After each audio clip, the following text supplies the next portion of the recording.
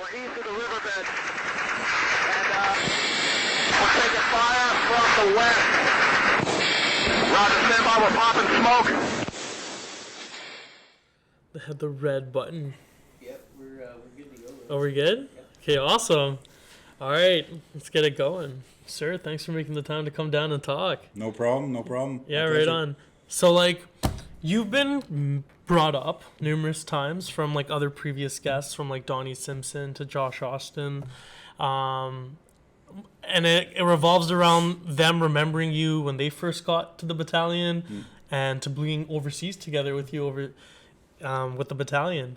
And so to get you on as a guest, it's like all come full circle.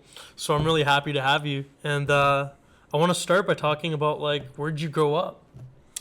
Well, I grew up here and Gagetown, actually. When you say here, you mean like Petawawa. Yeah, so I guess right up until grade 2, I was here in Petawawa and then moved down east to Gagetown because my dad was RCR. So we spent some time here and pretty much Gagetown. That was my area where I lived. So, but And your father was a senior NCO? yeah, my dad, he retired as an MWO, 36 years as a Royal. So the apple doesn't fall too far from the tree type thing. Yeah. So, but yeah, he spent 36 years as a Royal. Yeah. Is it just you and your father, or do you have a brother as well? I do have a brother, Michael. He was in 3 RCR. We deployed actually together, but he got out. He was a sergeant. So he had, I think, about 14 years in. But we served here in 1 RCR together. We were in Recce Platoon together. It's kind of weird. But yeah, he spent... Are you guys alike at all? Size, shape, anything? No? Not even anywhere close. Michael, he's I'm 6'5", 265. Michael's about 5'11", maybe 190 pounds. So Wow, you could you like tower over him. Yeah. yeah. Wow. So how did this, like, so your father was in the battalions, and what made you want to get in? Was he like an influence towards that? Yes, yeah, pretty much. Yeah, I seen what he did, and it just kind of caught my interest. What do you think he did?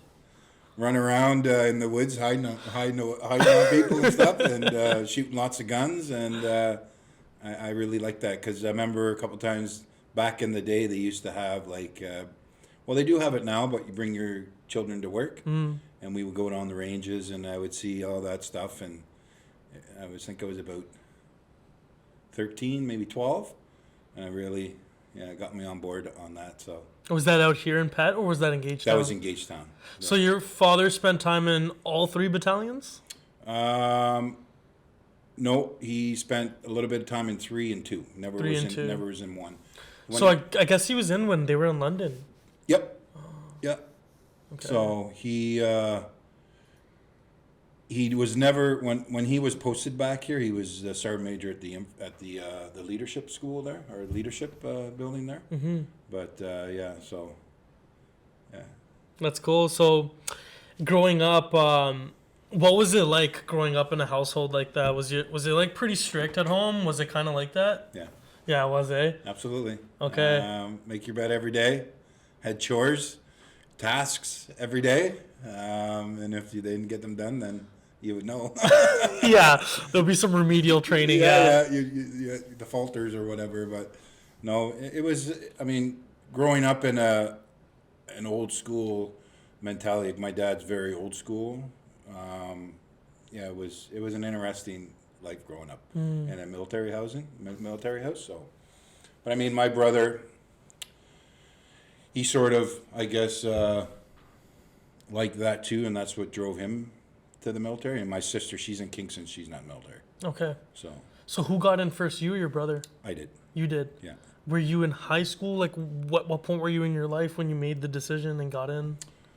Well, I was down in Ormocta High School in New Brunswick, and I was a big basketball player there. And No way. I thought I was going to go to the NBA, but my dreams were shattered. For real? You loved basketball? Yeah, like... Still do? I still do. Still play. But I remember I was going to be going to school at UNB and play ball there, and then things didn't work out, and I got... Is that University of New Brunswick? Yeah. Okay. In Fredericton. Yeah, and things didn't work out, and I got a call. It would have been, I think, September 5th of 1992, asking me if I can go down to St. John, New Brunswick, and get sworn in on the 29th of September. And then fast forward, 2 weeks later, I was in Cornwallis doing basic training. No way. So 2 weeks. It happened really quick. But I don't regret it. I'm going to hit 30 years in September, and I don't regret anything in my career. And I still have the passion, the drive, the motivation to wear my uniform. And if there's ever a time where I don't have it, then it's time for me to pop smoke. But, yeah, so. So you got in at what, 18? 19. 19 years old. Yeah. And so you go through basic training. What was that like? And what year was that? That was in 92, basic training? Yeah, it was in 92. That was the year I was born, by the way. Yeah. My daughter was born in 94, so no worries. And she has a baby, and I'm a granddad, so everything works out well. Yeah. But yeah, I went through basic training in Cornwallis. Things back then compared to now, it's night and day. And I mean, it's better. It's for the better how we do things now. Back then it was just yelling and screaming, and it was just... a lot of testosterone? Yeah. But now I think now the way we do things, it helps prepare the individuals better. You know, there's more mentoring. But yeah, like back then in Cornwallis, it was just complete shit show of yelling and screaming. But, I mean, back then it was the norm. Yeah. Right? That was the normal back then. Absolutely. Like, but again, now it's not a requirement to do that anymore. You can still get your point across talking like this than yelling and screaming, you know what I mean? So, but. I think there still is a time and a place for the yelling and screaming. Absolutely. 110%. It's required, but I mean... but it's a tool. It's a tool. It's a rock for the rucksack. Yeah. I like that. Yeah. So you get into this basic training, you complete your basic training. When you were at that point of your military career, did you know anything with regards to battalions, what they did, or where you would end up? Did you have a personal preference? Actually, I didn't really know too much. I only know the rank structure because my dad had me studied it. Yeah, and for I got sure. quizzed. So I never screwed that up when I was getting yelled at. But, you know, I didn't really know anything. I didn't know... the only thing I knew about RCR was what my dad told me. But I wasn't really... I didn't know where all the regiments or the battalions were. I didn't have a lot of essay, if Yeah, that makes fair enough. a little bit clearer. But I was fit as a fiddle. And that's the one thing my dad said. If you want to succeed in the infantry, you got to be fit mentally and physically. But yeah, I didn't really know too much. And then fast forward a little bit, I did actually my battle school here. So there was old H huts down on the Mattawa, like down by 450 and 427. There used to be old little H huts. And that's where I did my battle school out of there. What do you mean by H huts? They're old, like, you know, the shacks you see like in Full Metal Jacket?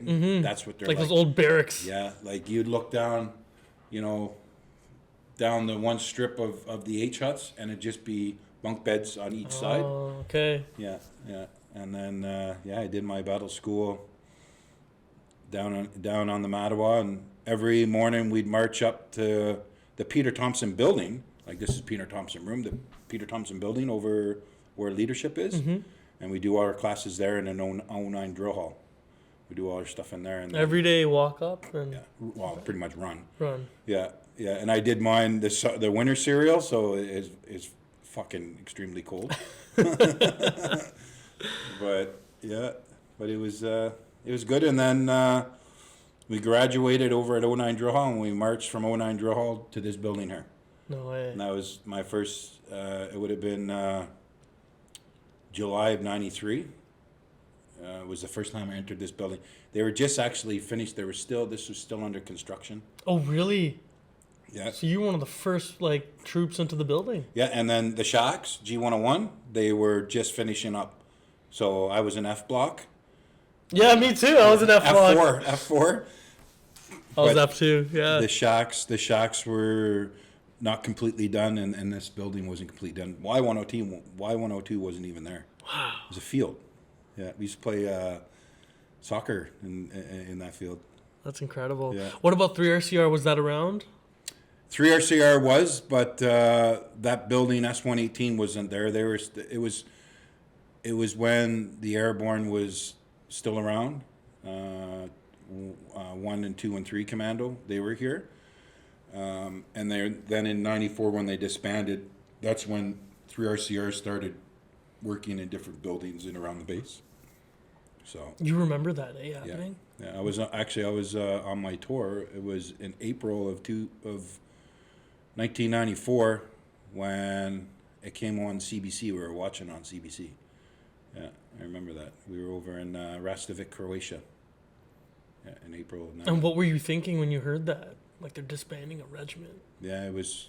I really didn't. I didn't have a lot of essay on everything on that, but it was. It had an impact on a lot of people in the Canadian Forces. Yeah. But yeah, it was wow. Yeah. So when that happened, did a lot of those folks, when they broke up the regiment, end up working at 1RCR? Yeah, there was a mixture, 1, 2, and 3. Yeah, so there was quite a few. A lot of the what I can recall, because it was a long time ago, is when they disbanded. A lot of guys went to JTF, right? Because the Airborne Regiment was your top soldiers, right? The guys that were go-getters. So I know a couple guys that I know that were in the Airborne Regiment. They actually went to the Hill. So, but Did you know about the Hill back then? actually, I did selection in '96. No way. Yeah, I completed. I just wasn't picked up. Probably because I had an attitude when I was a young guy. But they don't tell you why. But yeah, like it would have been the spring of '90. Actually, it was the spring of '96. Yeah, it would have been spring of '96. So did you try with Devin Lorette, or was that he tried out later? Yeah, he did his selection. I think it was in 1999. Because he did it twice.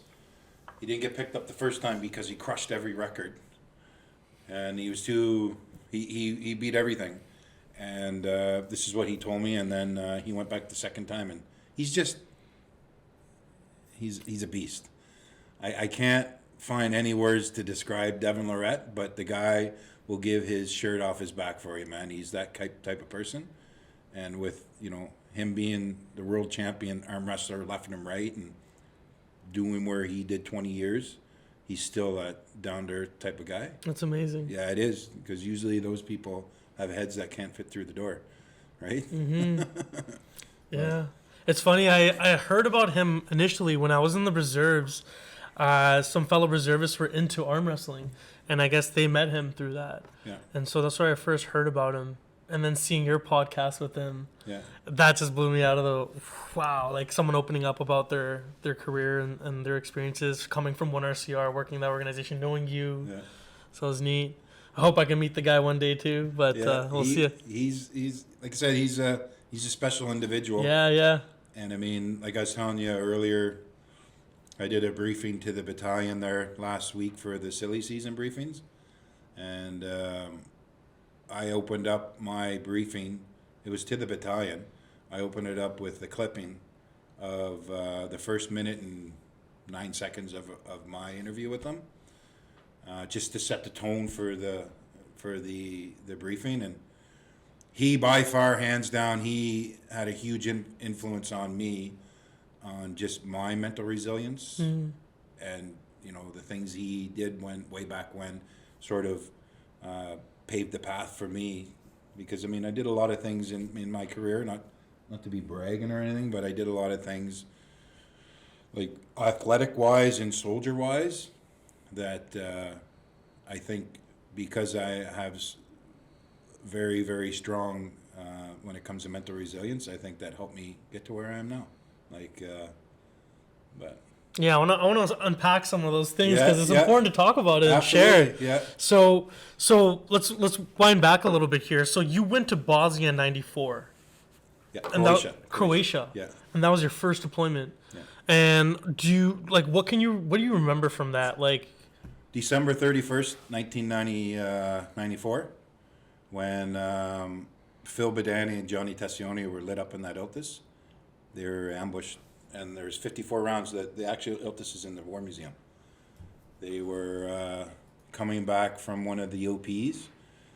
It was actually it was the 31st of December, yeah, and they were coming back from one of the OPs, and they went down a route, and when they were going down the route, the Serbs came up on each side of the road and lit their Iltis up.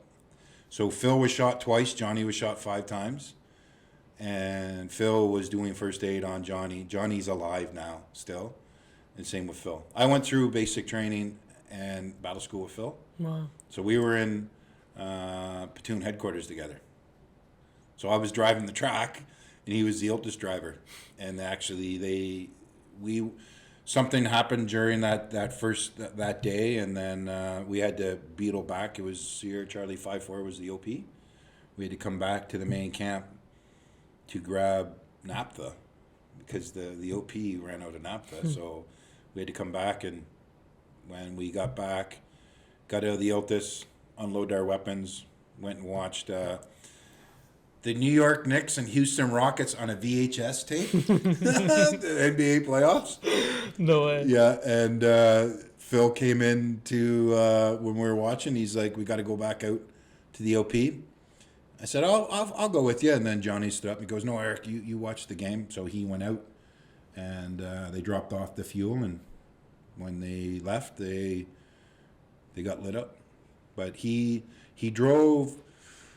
I think it was about 9 Ks. There was no rubber on the Iltis wheels, so he drove doing first aid to Johnny while he was shot twice in the back. And they get up to the main camp, and they go into the camp, and pretty much whatever was said, and they all were tending to Johnny. And then You remember when they showed up to camp? so I remember the next day, because I went up the next day, and this is what Phil told me. Like they went to the main camp. They didn't come to our camp. And they get out of the vehicle, and they're all tending to Johnny, and Phil's like, and by the way, I got shot twice. So he got shot in the back. So I guess that was something that I'll always remember from that tour. Besides, I mean, doing our patrols and with the equipment that we had back then compared to now is night and day, right? Like, but it was, comparing to tours now to back then, just for creature comforts, like we didn't have internet, we didn't have a phone. Oh, yeah. We were out living in mod tent. We were eating rations and getting $900 a month. That's a big difference from my time in Kuwait. Yeah. I had my own room with a double bed and ice cream and oh man, swimming pool and Yeah. No, but you know what? Like back then, it was great. Like yeah. Making $900 as a private extra on top of your pay. We thought that we were best thing since sliced bread, making all that money. Yeah. Mind you, it was just penny, but I mean, yeah. So that was my first tour. Yeah. What were you thinking after that? You're like, yeah, I want to keep soldiering? Because, like, you're telling me basically 2 people that are relatively close to you, but one guy you went through training with got shot up, lit up on your first deployment. Did that impact your thoughts towards the job or continuing your career? Yeah, absolutely. I wanted to go on more tours. Hey. Right? Like, Yeah. just, the first tour I went on compared to the next one, it was in Bosnia. Okay. we had better vehicles, we had better equipment, but I mean, like that, what happened on that tour didn't really impact me in a negative way at all. So, I mean, it just made me realize the fact that I want to be in this uniform even more, right? So, but yeah, like the next tour, it was in Devar, and we were similar. Where all we would do was we were doing a lot of patrols, foot patrols, and vehicle patrols. Nothing really happened. Actually, that tour, another thing that stuck out was the riots, the Devar riots. Can you tell us about that? Yeah, so it was in the town of Devar. We would patrol foot and vehicle in the village there, and UNCIVPOL, so it's like it's United Nations Civilian Police. They there was, I can't really remember the exact details, but there was some issues with the village itself, and then it just exploded and it went into mass riots. They were burning vehicles, all the stores, and then I was in Charles' company actually at the time. We actually went from our camp and we were teamed up with the Brits, the Green Jackets, and we lived with them right in the center of Devar. So we were actually sort of the crowd control / we do presence patrol just to make sure that there would be no further riots. So, but that was that tour. That was the biggest thing that stuck out in that tour. The money was getting better. Were you corporal at that point? I was a corporal. I just got my 2 boomerangs there. I was proud. I had the big rank of corporal, so things were moving up. Were you getting leadership responsibility too at this point? Yeah. Yeah? What was that like? It's something I wanted when I joined. What, they give you like 3 IC? Actually, I was a 2 IC for a little bit. Scotty Robinson, he's the regimental lodge, the regimental captain there. He was in that company. But yeah, like I did a little bit of 2 IC stuff here and there, but never did. It didn't escalate up to a section commander. So, but I wanted to accept as much leadership responsibility as much as I could, because I liked it. So you were in the military at this point. Was your brother in at this point too now? Michael, he got in. He would have got in. Actually, yeah, he got in 90.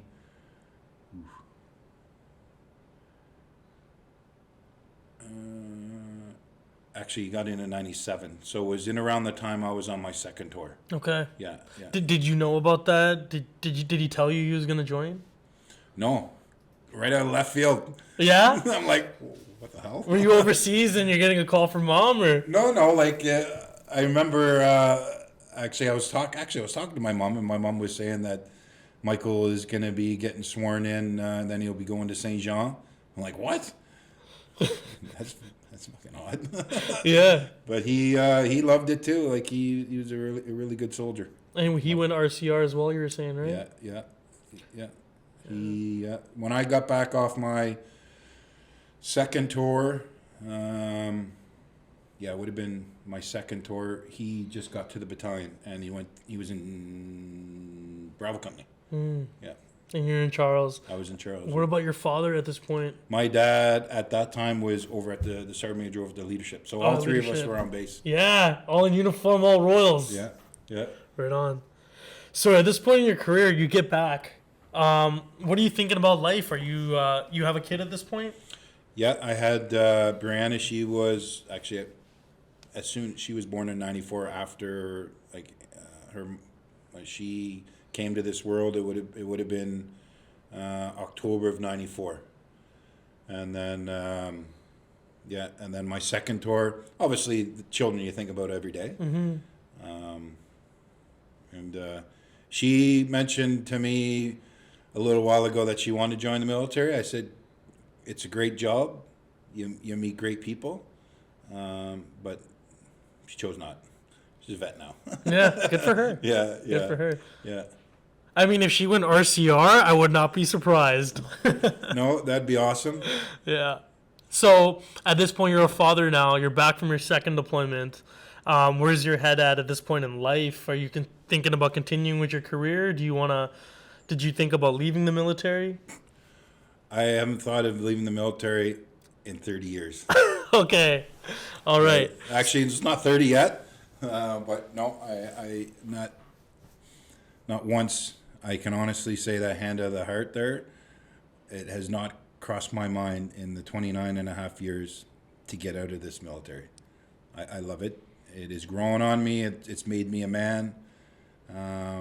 Went through good times and bad times, but it's a passion. The biggest thing is wearing that flag on my uniform, and just being proud, and love it. Love to hear it. Still. Yeah. Yeah. It's hard. I mean, don't get me wrong. There's a lot of things that have changed in the military, but all these changes is good. Like what's something in particular? Just the way we do our business. Just back then, really, there was more. The mentality compared to now, we look after our soldiers 10 times better than back in the day, whether it be mentally, physically, and just taking care of the men and women. It's night and day, and I mean that I can see that just on the I guess the organizations that are out there to help people. We didn't have that back then. It's great. Like I encourage everybody. Like the support systems, Absolutely. right? The support organizations. It is phenomenal. So that changes like that, and we've got better kit from back in the day, and it's only getting better. Right on. Yeah. So what'd you do after your second tour? Did you do would you do your PLQ or? So I did my PLQ in '99, and then I deployed again back to Bosnia in '99, actually, right after my leadership. Yeah, we were Promoted and deployed? Actually, yeah, I got promoted overseas. I got promoted Master Corporal in 2000, and I got promoted just before Christmas in 2000, and then this is when they thought the world was going to go south when... Y2K. Y2K? It was a shit show. What do you remember? Oh, yeah, it was... Everybody thought that everything was going to crash. All our computers and electronics were going to go. So I was standing on a rooftop in one of the villages over there and waiting. And then New Year's comes, and then no change. all the hype was up here, and but that was a very quick tour. That tour flew by, and again. Yeah, like conditions were better, living conditions were better, the training we received. Already at that point on your third deployment. Yeah. Like compared to now, back then, like our workup training for Bosnia was maybe a week, or for Croatia, and then for Bosnia, really, I guess it would be maybe a 3-week workup training for deployment. And a lot of that was how to prod properly, in case you're in a minefield.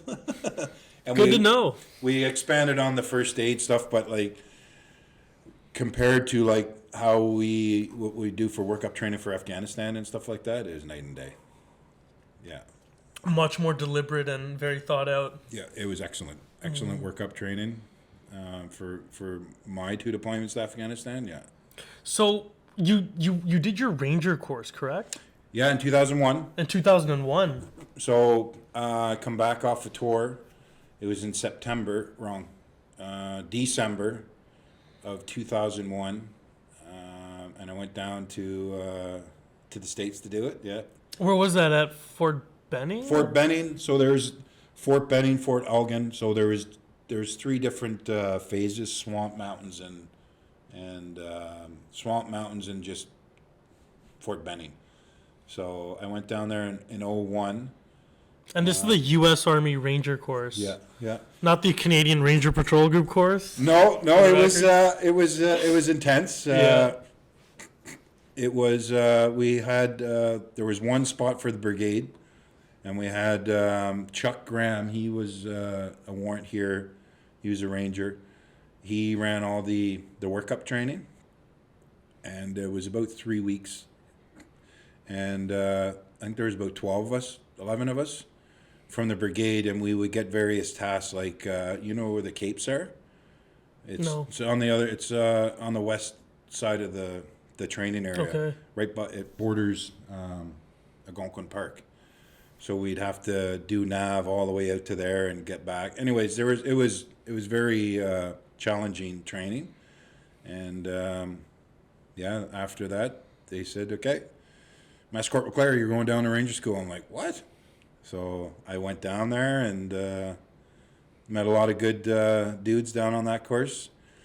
There was a mixture. There was Danes. There was Croats, 2 Croats on the Ranger course. Danes, a couple Brits, and I was the only Canadian. Yeah. So I did that, and then I come back, and then 3 months later I went down on advanced recce down in Gagetown. No way. Yeah. Just couldn't get enough of it. Couldn't get enough of it. I wanted. That was the thing. I just wanted more challenges and more challenges, and just to make me better and stronger. And just if there was something that was offered, I'd take it, grab it, eat it, and then move on.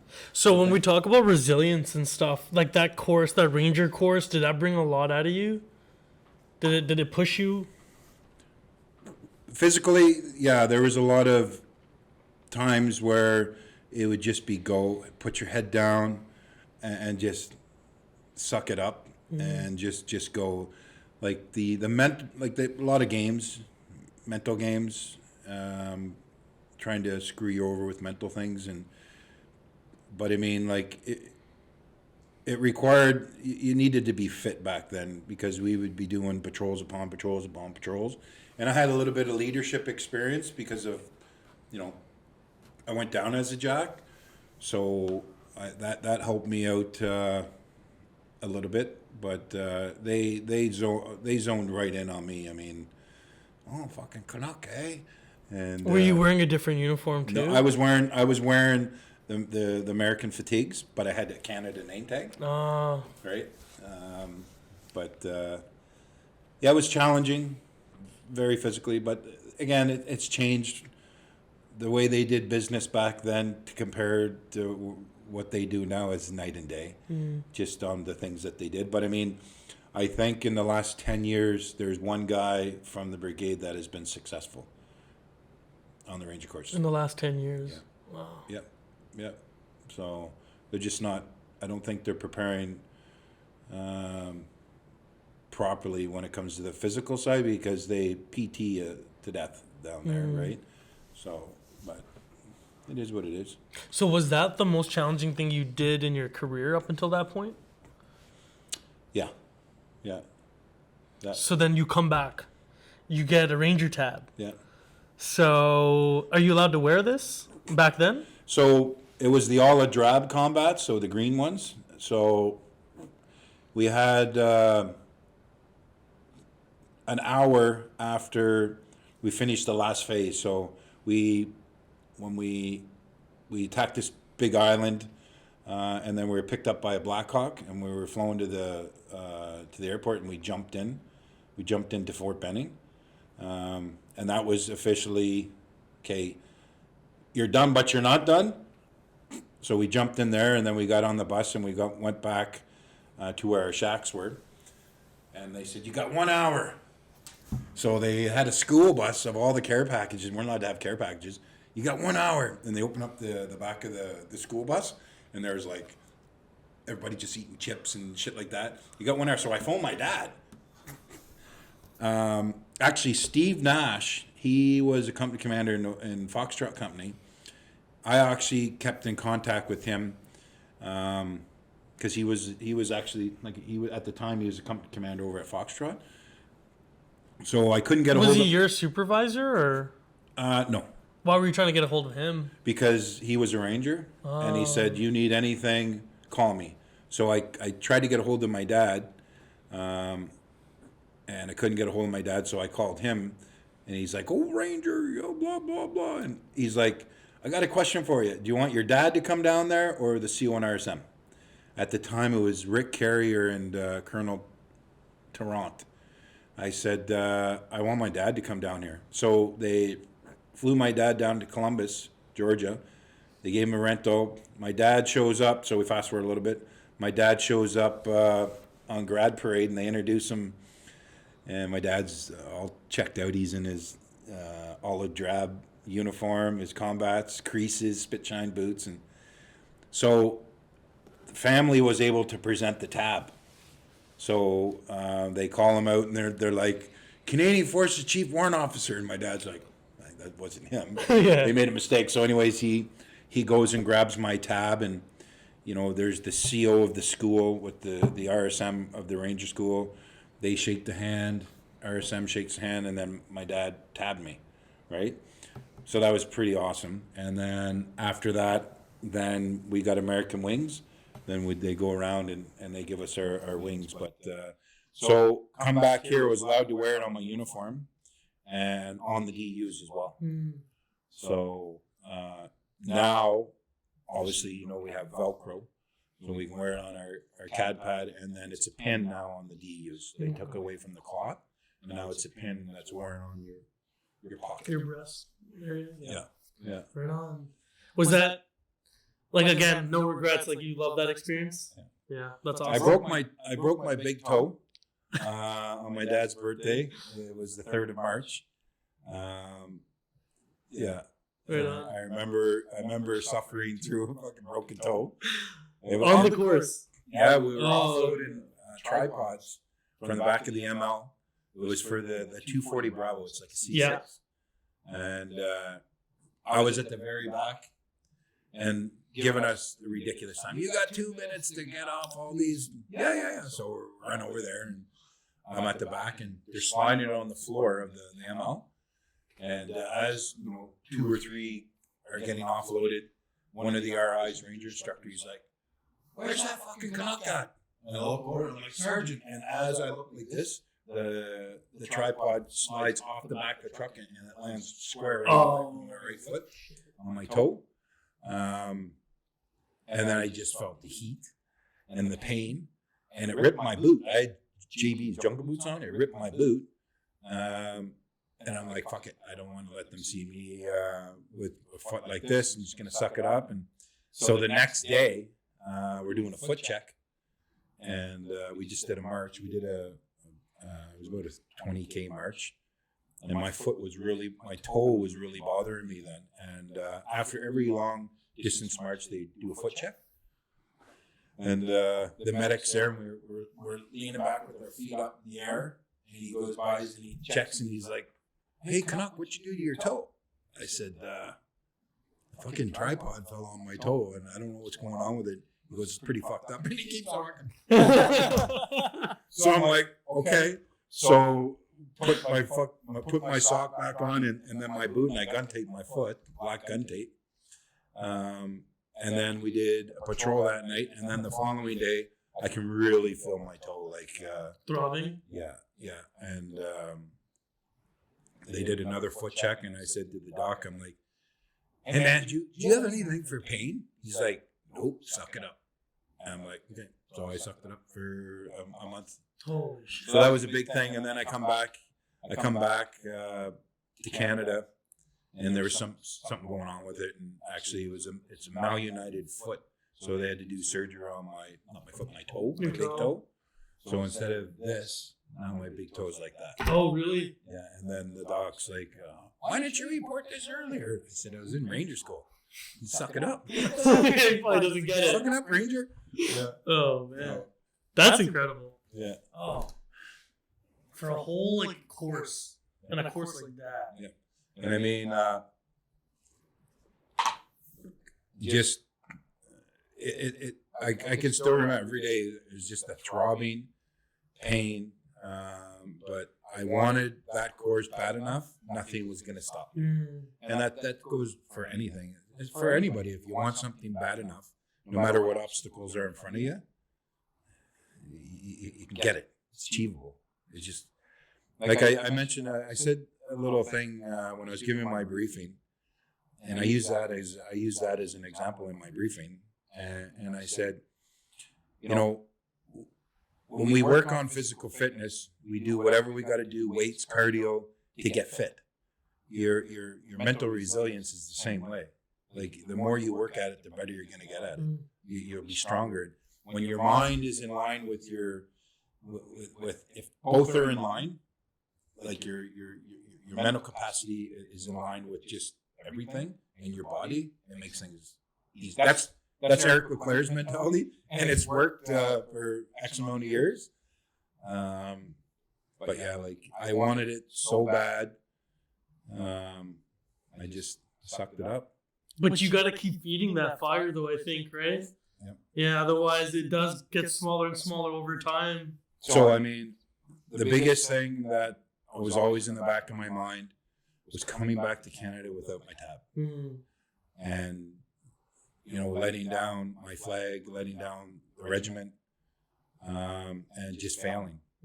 Because really, up until that, besides so I completed the 6 stage, the selection. I completed it. But I thought it was a failure because I didn't get picked up. So you can look at it one of two ways. No, it's not a failure. Yes, it is. So fast forward to the Ranger course. I was really never experienced failure while I wore the uniform. And that was a driving force why I stayed there and sucked it up. I didn't want to come back without the tab, and then just answering the questions, what happened, and then just giving a sob story and,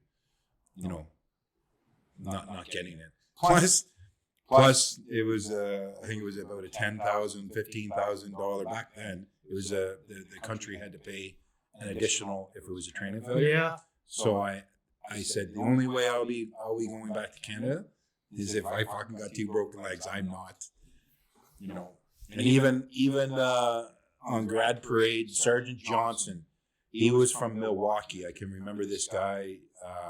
He had so much chew in his mouth every time he would be jacking us up. You could never. He had deep accent, right? And he always smelled like Old Spice. He always wore Old Spice, right? And he was He was a Ranger instructor. Yeah, hard ticket.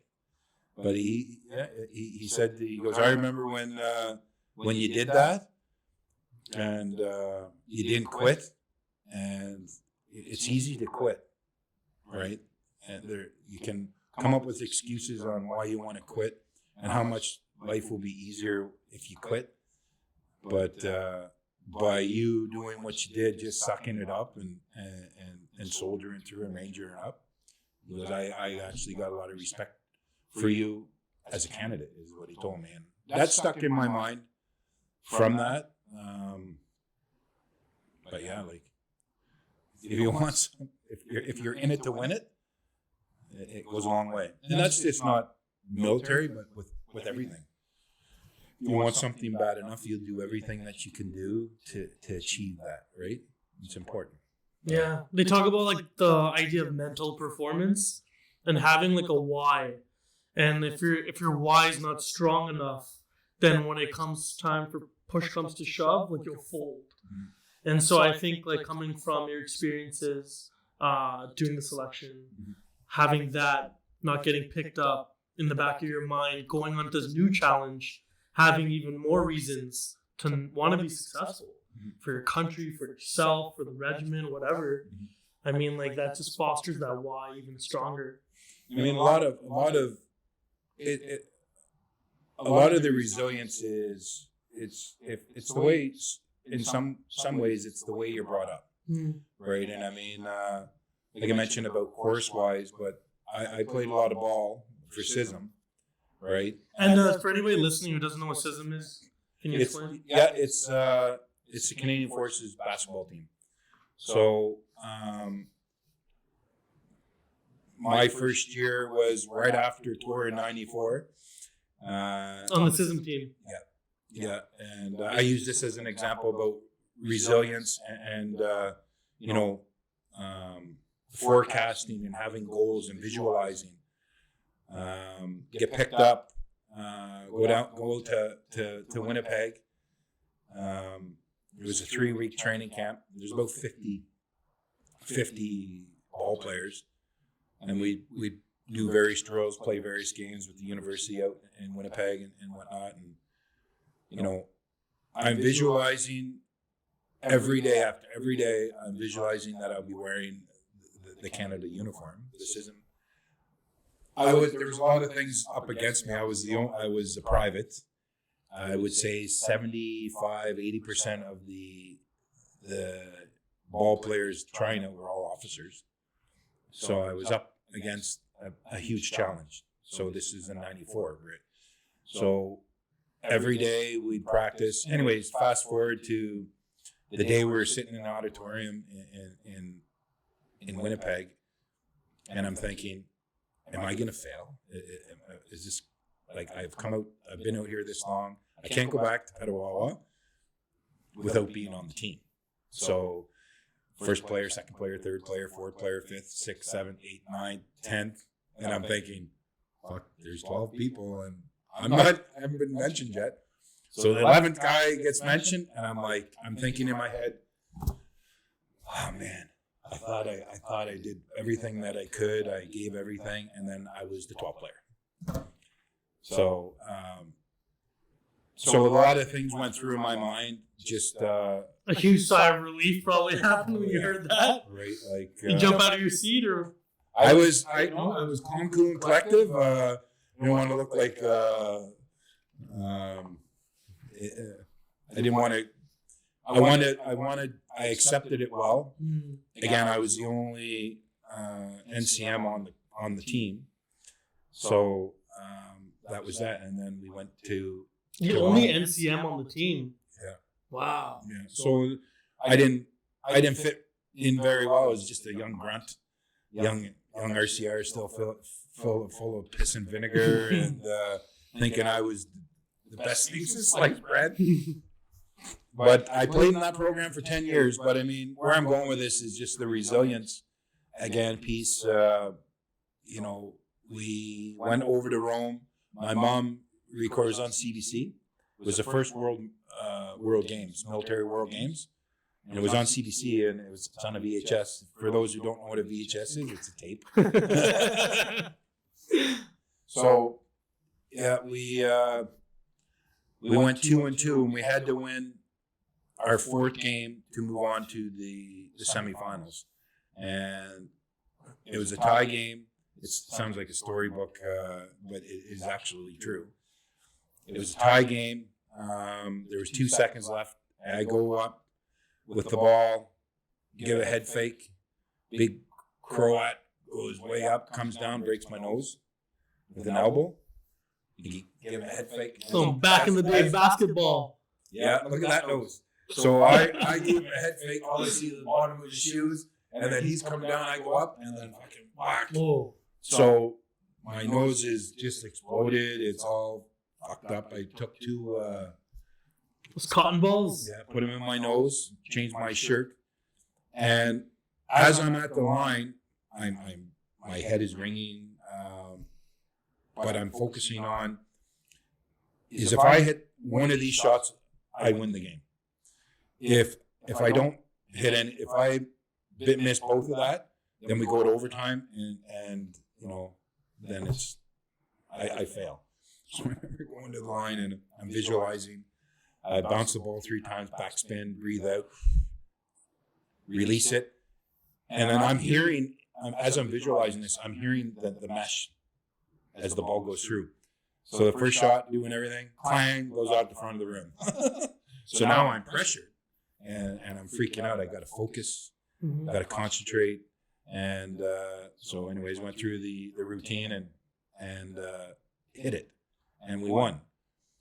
But I mean, just everything that was going through my mind then was all over the place. So I had to really concentrate on things. And I think where I'm going with this is, again, just concentrating on and visualizing and having goals and makes things that much better. Yeah, definitely. Yeah. I mean, those are like the big 4 mental resiliency techniques we get taught, right? Yeah. And you know what? Like, it works. It works. Like a lot of stuff that's out on social media, A lot of people say it's not useful, but it works. And if you train properly and you actually use the skills that are out there, it works, and it goes a long way, right? So that's good. So with the CISM, you were doing that while you were in the battalions. You go on your deployments, come back, you're playing basketball, you have a kid, you got a lot of stuff going. Yeah. You're keeping busy. So then, what happens after Ranger School? Yeah, I'll take some. What happens after Ranger School? Did you say 9/11 happened at that point? Yeah. So it would have been September. I was actually back. I was back here because Ranger School was done. I was back here, and I remember seeing that downstairs in the duty center on TV. No way. Yeah, I was in one RCR back then. In the duty center. Were you on ship? No, I wasn't. No, I just remember coming through the front doors of I-101, and there was at the time it was Joe Sorby, the DSM. He was DSM, and then the BOS. I can't remember who was on BOS. They're sitting watching that on the TV downstairs. So then, I remember hearing other people's accounts, like the battalion got spooled up for a potential operation. I don't think anything occurred, if I'm correct, from the actual 9/11 event. No, we marshaled all the vehicles down here in the parking lot, and they went stand to at the front gate. They had the gates manned, and then we at first they said we were going down to New York To Fort Drum, or yeah, absolutely, yeah. And then I think we were on 3 days notice. We were on a 12-hour notice to move for probably about a 3-day period. Yeah. But they still manned the gates. They, get into base, had to show your ID card, all that good stuff. But yeah, it was huge. What do you remember thinking at that time? Like, did you know it was a terrorist attack? And, like, what were you thinking? What was going to happen? I really didn't know what was going to happen. Like, depends who you talk to. Was this the carpet being laid out for Afghanistan? I mean, I seeing the second plane go in there, yeah, and then just hearing everything over the media about the terrorist attack, and I mean that really, really opens people's eyes when that stuff happened, and then I mean. And there was chatter in the wind and around just after that about the Afghan deployment. And I was like, man, I'd love to go there. Right. Were they talking about combat? Were they talking about war? Were those words ever thrown around back then? No. But just Afghanistan. Like, we're going to Afghanistan. Yeah. So then, tell me about your first deployment over there. So this would be your fourth one and your first one to Afghanistan. Yeah. So I was... it was a 7-month tour, actually. I was working with the Americans at Camp Black Horse, and I was... and where were you at this point in your career? Were you a Jack still? I was a sergeant. You were a sergeant. So I was... one RCR. Yeah, one RCR. So I was teaching the embedded, or ANA, the Afghan National Army. I was teaching them infantry tactics. Mm-hmm. So is this what the omelet teams we hear about do? Absolutely what it is. So you were doing the omelet team role. Yeah. Back then it was called ETT, Embedded Training Team, which then it turned into the omelet, which exact same function, yeah. So I would train them on how to strip and assemble, fire an AK-47, shoot an RPG. We talked on fighting patrols. We do raids, ambushes, presence patrol, coordinate search, first aid.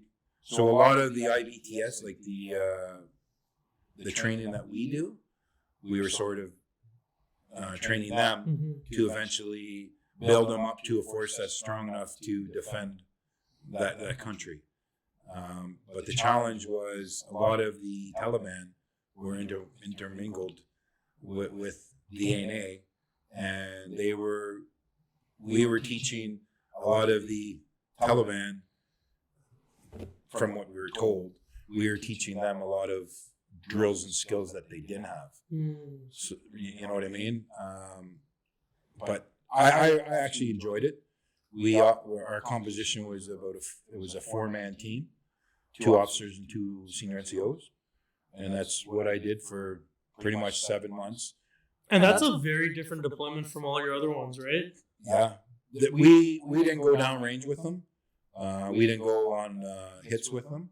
We would train them, and then we would have them for a 3-week time, and we teach them all that stuff, and then to validate, they would go back, but the Americans actually go out on missions, live missions.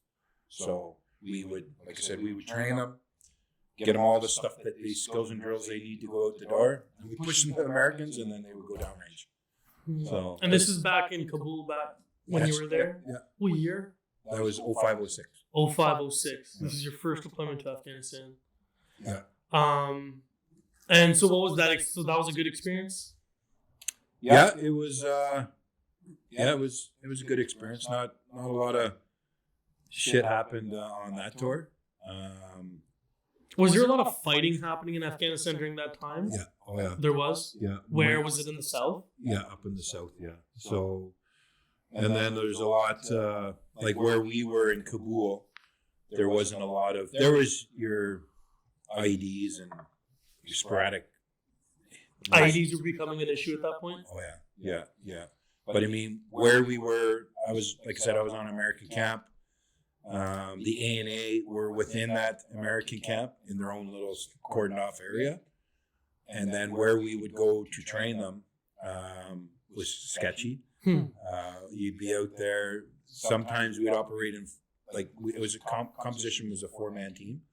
But sometimes it'd be me and the officer. We'd go out in an armored vehicle with all these ANAs. So you would be 15, 20 Ks from the main camp, just with ANA soldiers. And what was that like?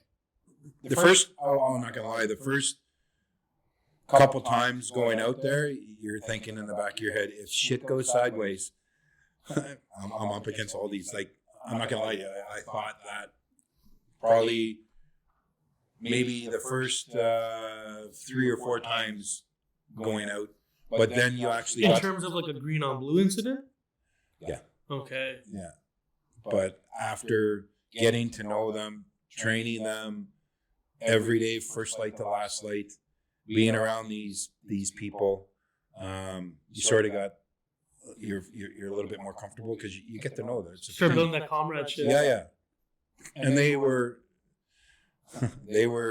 keen, they were driven. But then again, like some of the other platoons, it wasn't as easy. So like we had 2 platoons, and then some of the engineers, 2 CER had some of the other platoons, and those platoons were the ones that on grad parade there was only maybe a dozen people because the rest fucked off because they were supposedly, from what they told us, they were just Taliban coming in, getting training from us, and then moving on. So, yeah. That's interesting. Very interesting. But I mean, I thought it was productive, that tour. We talked about sorry about that, but we talked about upbringing plays a role in resilience. Yeah. Can you apply that idea to the guys you worked with over there, the A&E? Did some of them grow up hard and they were some hard dudes, or? Oh yeah, they're tough. They are probably one of the toughest. A lot of those soldiers were some of the toughest soldiers I've ever met. Just mentally and physical. And what makes you say that? Just from a lot of the stuff that they went through.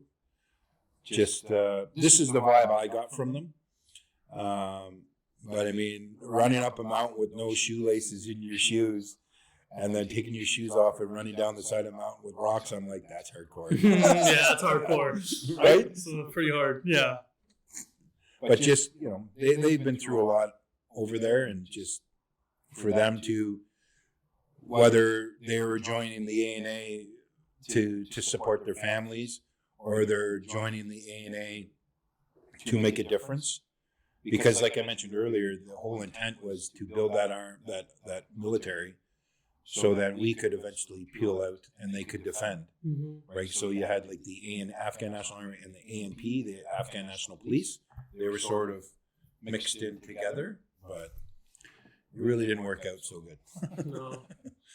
So after your first deployment, actually on your first deployment, were they talking about moving to Kandahar? Yeah. They were? Yeah. Were they already beginning that phase? Yeah. So was it like the Patricias were there and they were the first movement? The Patricias, there was RCDs, there was some 2CR, because I remember actually the Omelette, they were moving down to Kandahar. Actually, yeah, there was people moving down there while I was there in 0506. Yeah. Like we're talking about like the rifle companies were moving down? Yeah. So it started to balloon and get bigger and bigger and bigger in around that time. And then when Op Medusa happened, that was obviously the big operation for 1RCR. I wasn't on it. My brother was. But that's, yeah. So just after, so I got back, it would have been March of 06. And then I got posted to the jump school. Okay, so at the Advanced Warfare Center in Trenton? Yeah.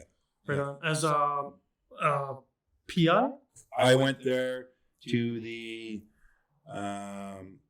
Advanced Operation, the Advanced Winter Warfare Cell. Okay. And then I got that course, and then I got my jungle course and went down to Brunei. Horrible. And I got my JM Jump Master. I never actually got my parachute instructor, but I got a lot of the support courses when I was there too. So nice. I was there for 3 years. Good posting? Pardon me? Good posting? Yeah. It was. Yeah, Trenton's a nice place, but the jump school was awesome. I liked it.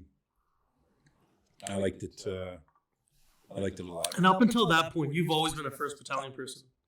Yeah. So then, what happens after that posting? Do you go to 3rd? So I'm down in Trenton. And the RSM of 3RCR, Ernie Hall, God bless him. He was the RSM. So in 2009, because I was supposed to be there for 4 years. In 2009, I gave him a call because he's good friends with my dad.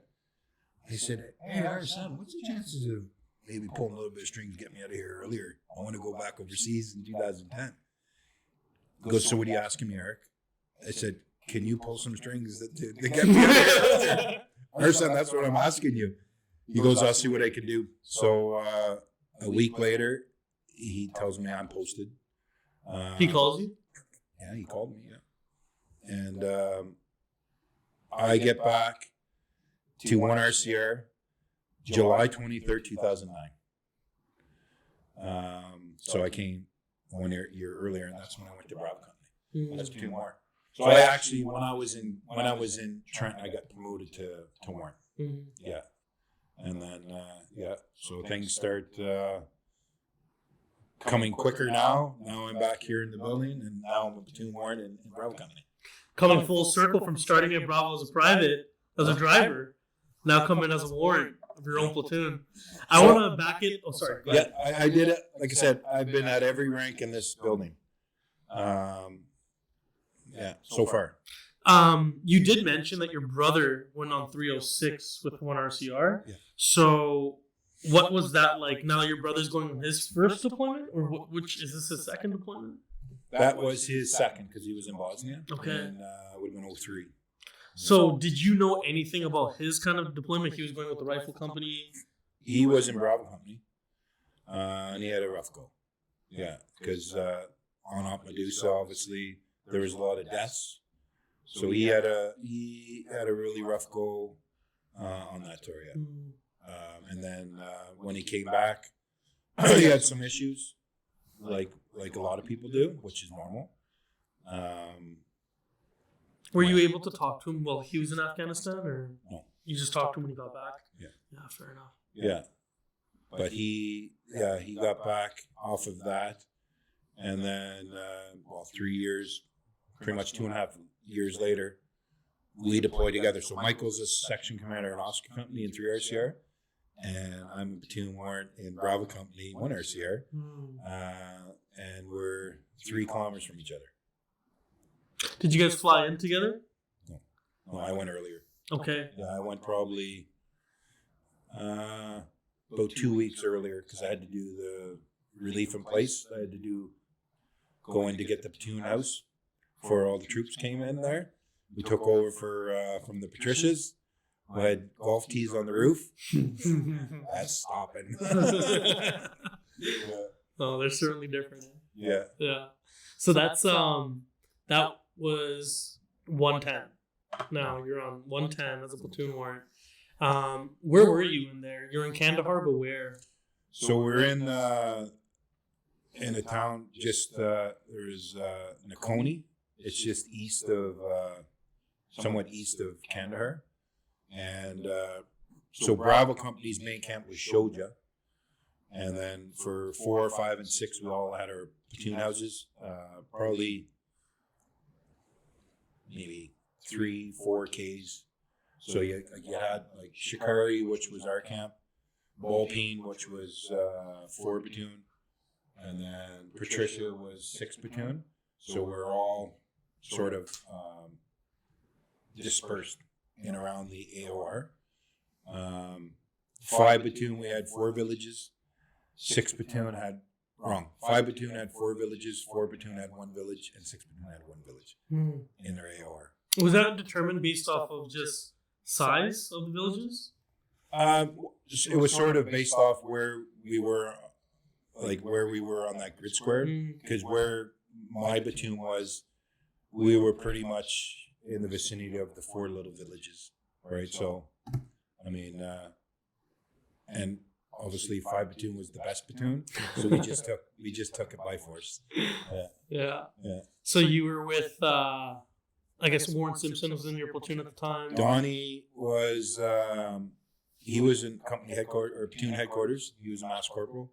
Josh, he was in Bravo, 22 Bravo. So a lot of the guys, I can't actually Kippen. He was in 22 Charlie. Short from RHQ, he was in platoon headquarters. Was Gord Huckle with you too? Gord Huckle, he was in 22 Alpha. He was a mass corporal. Yeah, so all the guys like Andy McLeod, he's a warrant over. Oh, he's now up north. So like there's Gord that was there. Greg Knapp, he's a warrant now.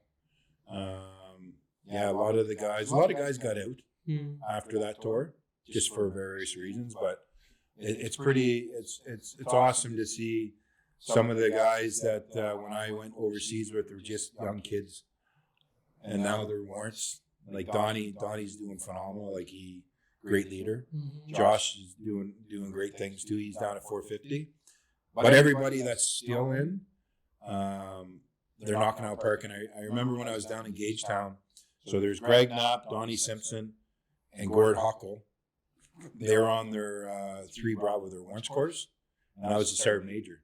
And I found out where they were, and I got some yellow gun tape because that was our platoon colors, and I put a bunch of trail mix in a bag, and I went out there. And I knew where they were, and like for Napper, I'm like I was playing real serious. I had a backpack, and I had like a thermos of Tim Hortons coffee, and anyways, I'm like, Sergeant Knapp, we need to speak right now. I said, this is not good. So I said, I want to talk to you off to the side because I have to ask you a few questions, man, and you need to tell me the truth. So I'm playing it all out. He's like punching his ass right now. So we get off to the side there, and I'm like, when's the last time you had coffee? What's that, Sergeant Major? When's the last time you had coffee? Oh, it's been about 4 days. So I take my backpack off and get a thermos of Tim Hortons coffee, and I fucking pour it over him, and it's pretty cool. So I did that for Donnie and for Huckle. I guess where I'm going with this is, yeah, like it was pretty cool to see these guys from where they were in the platoon now they're going to be warrants. It's really cool to see that, but and it makes me feel old a little bit, but age is only a number. Yeah. This is Arctic Chrome. It's not gray. It's all good. Yeah, that's awesome. Yeah. Like I was saying, how this all comes full circle. Like when having Donnie as my first guest, and you getting brought up, and now you being a guest here.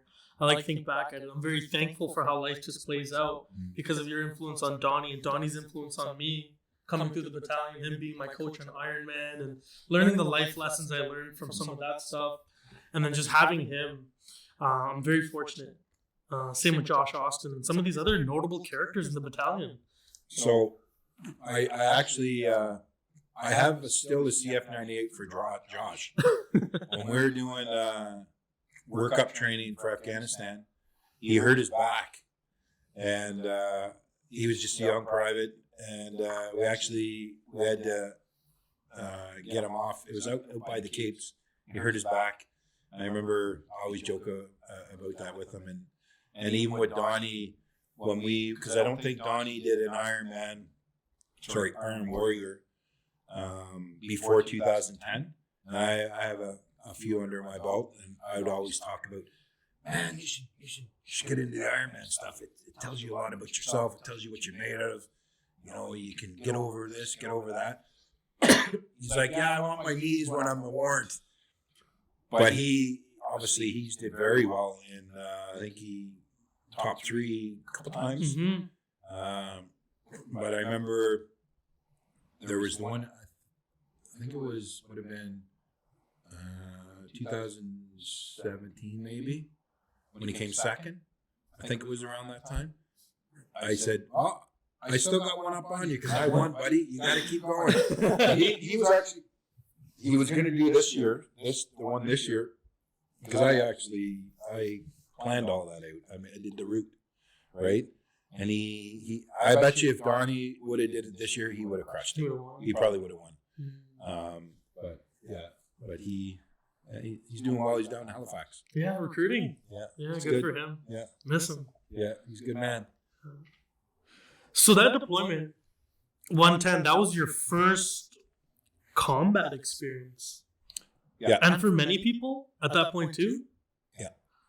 And this is the first time now you're leading Canadian troops as well, versus the last one was ANA. So no combat with that first experience. This is the first time. So what can you tell me, like, what was that like being now in war? It was different. It makes you actually, a lot of the stuff that happened sort of, you go back to the skills and drills you're initially taught. All the stuff that we do to train us as soldiers, whether it's battle school or just continuation training that we do in the battalion, it's very important. And I mean, I didn't know how I'd react when shit hit the fan. You know, I was a warrant. Right in the mind, you think that fucking I'm going to grow taller. I'm going to be that guy going in there and taking names and doing business.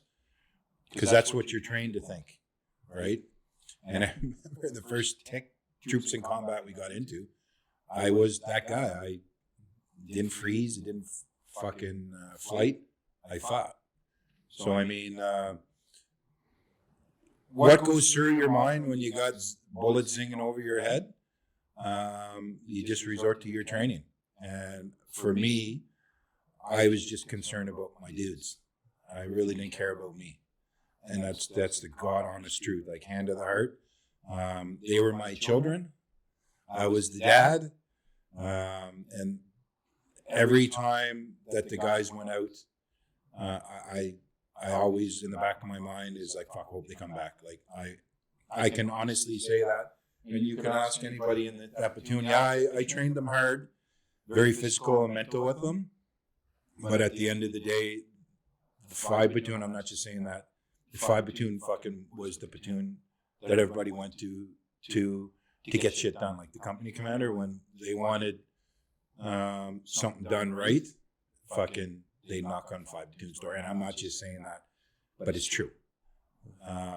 But I mean, for like with the combat thing, it was the first time it happened. Was I deterred at all? No. It gets your blood flowing, gets your heart pumping, and you want more. It's like it's like a sugar type thing. You just want more. Don't get me wrong. Like it goes through your minds the what ifs. If you get it with an IED or if you get shot, it goes through your mind. But at the end of the day, I would go back tomorrow. Yeah. You were wounded on the tour, correct? Yeah, me and my brother. What happened? So me first and my brother first. So June 8th, 2010, I'm on radio watch in the CP. It was about 2 o'clock in the morning, and I'm out having a dip on the roof, and I look to the north to Fatula. It's one of the villages that actually is in our AOR, and all you hear is gunfire and the whole horizon being lit up, right? And knowing Michael is in that direction, I'm thinking, fuck, hopefully that's not my brother. It's a little bit different now, family compared to troops. And I get a call on the sat phone from my sergeant major, and he's like, Eric, what are you doing? Like, what else would I be doing, sergeant major, at fucking 2:30 in the morning? I'm doing radio watch. He goes, your brother's been injured. And my heart left my body, and I sat down, and I'm like, wow. I cannot to this day explain how I felt. I can't describe it. As like, I sat down and I'm like, is he dead? That's what I said to Sergeant Major Amaro, is my brother dead? He goes, no, but they were involved in an ambush. So I'm like, fuck me, man. So that, about 4 hours later, I get into the lab and I went up to call sign 2 in Shoja, and I go into the CP and like, does anybody have any more information about my fucking brother? And at the time, the person that was in there sort of gave me a little bit of attitude, and I told that person to go fly a kite, politely. So I did find out they were ambushed. They were on a section patrol, and they were ambushed from pretty much left and right in front, so they did an Aussie peel back. And as they're like a horseshoe kind of ambush. Yeah. So they actually, as they're peeling back, when Michael went to go over the wall, because it was a well-planned ambush, but they actually, as they're peeling back, they threw a grenade to break the wall because they were fucking pinned. So thank God that their grenade took some of the wall out, because that was the wall that they jumped over. And as they're peeling back, when Michael went over the wall, a 3-round burst, 1 round went into his arm, and where his plates were, it passed his plate, went into his side and continued on, and 2 of the rounds were embedded in his magazines.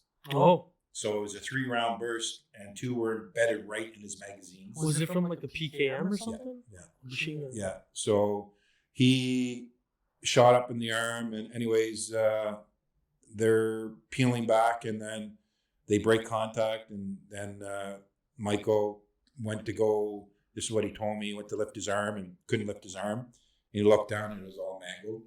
And then the blood, so they were doing first aid on his arm, his right arm, and it was pooling, the blood was pooling on his side, and then they realized that he was shot on the side too. So that was, it was the 8th of June.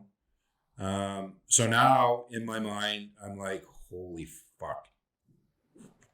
Like, my brother has just been shot, but I need to stay focused because I'm a platoon warrant, and I can't let the troops see me. And you haven't seen him at this point, right? No. He was medevaced, gone. So the next day, the 9th, my wife left me. So Like the next day. The 9th, yeah. So now I'm dealing with my brother shot, my wife left me, and I need to run my platoon. And so there's a lot of things going through my mind. And again, resilience, whatever you want to call it, I just visualized like it was hard. It was very hard for me to concentrate, and I'll be the first to say it. It was hard for me to concentrate when I knew my brother was alive, was one thing, and then what was going on my personal life on that. So then I asked to go home to change my HLTA and to get a little bit of compassionate leave to go home. So I brought all my sergeants in and said, listen, boys, there was Mark Dennis, JP Christensen, and John Martin. I said, listen, man, fucking, if you don't know already, my brother was shot. I'm going home early. So Norm Godden, I don't know if you know Norm Godden, he was the lab sergeant, said, you're going to be running the platoon. He's like, fuck, boy, right on, fucking, everybody, fucking, no patrols, boy, right? And he's going on and on. And I'm laughing. I said, being serious and shit here is, I'm going home and I'll be back. So I leave probably, I think it was the 16th, wrong. 16th of June. Yeah, 16th of June. So I'm gone for about a month-ish. Anyways, the whole time I'm going home, my mind is still over there with the troops. And then I come home and I deal with everything else. And then at that time, my brother, he's already in the Ottawa hospital. So me and my mom and dad, we go down to see him at the Civic. I met Peter McKay. He just walks in. Is it okay if I'm in this room? The defense minister at the time? Yeah. Awesome, man. So we're shooting the shit. So then it's coming close to when I got to go back. So I'm dealing with the shit with the ex-wife and the shit with my brother, and everything's going through my mind. And I sometimes, I don't know how I did it, man. But I wanted it bad enough. I was focused. So I get over to Mirage. It was in Saudi Arabia. It's where we did our transition. So I get all my battle rattle on, and flying out. So let me rewind. So I get into the Ottawa airport. I'm boarding the plane the 22nd, the morning of the 22nd of July, 2010, right? My mom's there. I'm at the airport, and Michael was in a wheelchair. He was there seeing me off.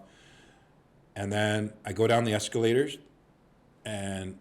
I go up the escalator and I go to departures, and I'm like, fuck, now I'm going back to the shit. So I get onto the plane, start my journey, and time change and everything. I end up getting into Mirage just before lunch on the 22nd. And I get all my battle rattle. It's in a sea can. Get all my stuff and put my stuff on, and then I fly in a Herc with a couple other people to Kandahar, and then from Kandahar I get in a Chinook by myself. I'm the only person in the Chinook, and it's about a 15-minute flight from Kandahar to our to Sharjah. We got a landing trip or an HLS there, helicopter landing site. So I'm flying. Thousands and thousands and thousands of things are going through my mind, and the door was open, and I just get all this breeze coming in, and I'm like, fuck, man, I've never been in a position like this in my entire life, that whatever decision I'm gonna make when I step off this fucking chopper is gonna have an influence and impact on everybody that falls under me as a platoon warrant. I said, I can't. And I'm even talking to myself, not that I'm crazier than a shithouse rat. I said, I can't let them see the effects of the divorce or the wife leaving me and my brother. I can't let them see that. So I get in there. It's actually around 16:30 on the 22nd. And all the section commanders are there. And reality hit me. Like, it's like, holy fuck. Now I'm back to the sandbox. And now I want to go out and I want to do some shit. And I get into the lav and I get back to Shoja. I had fucking 3 pogos with mustard on them and a fucking Pop-Tart and some Camel's milk. And I spoke with all the section commanders and I said, I'm going out tomorrow, boys. I said, I'm going out on patrol tomorrow with 2-2 Bravo. And then Norm's like, Eric, you've been through a lot. I said, no, I haven't been through a lot. What are you talking about, bud? I'm good. I want to go out tomorrow. I want to go with 2-2 Bravo, and we're going into Fatula, to the town where Michael was injured. So JP comes up to me, and he's like, Eric, man, like, seriously, I'm going to talk you out of this. And I mentioned this before, but so taking advice from people of lower rank, it's good, and it worked out for me. So the thing is, I'm still this way, is if you give me advice and I like your advice, I'll take it.